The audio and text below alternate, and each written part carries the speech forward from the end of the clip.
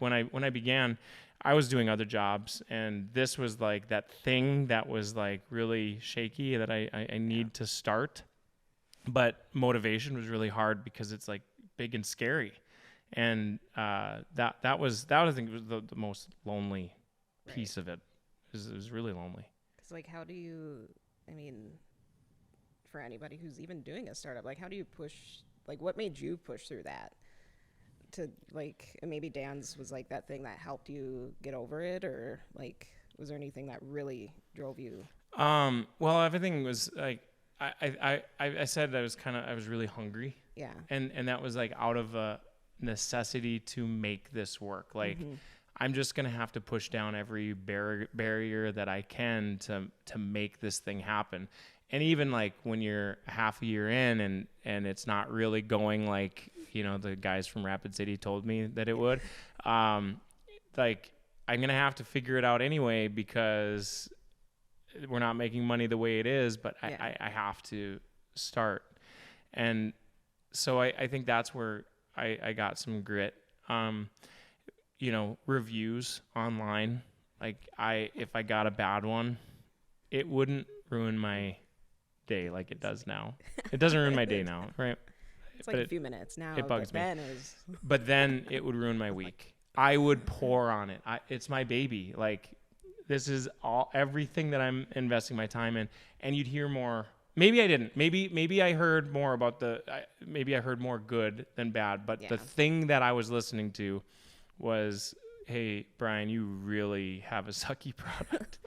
And I would ruminate on that. Yeah. And then I would go on a weekend or something and fish alone and just, I suck. It was bad. But you came back. Yeah.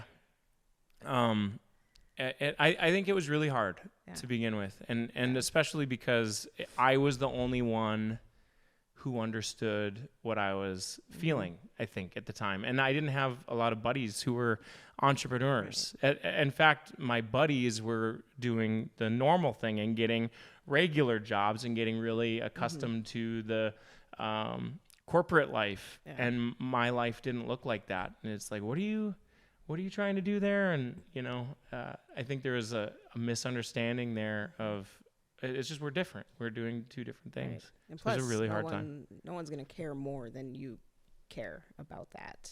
Oh, and that bothered me immensely. I needed everyone to care about Mighty Missouri. Yeah.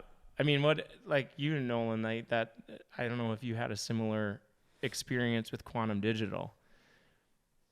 Nobody knew.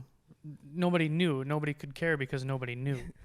Yeah. You know what I mean? Like when I came from news and I was like, well, I'm going to go start working for businesses and making commercials and doing online content and all that stuff.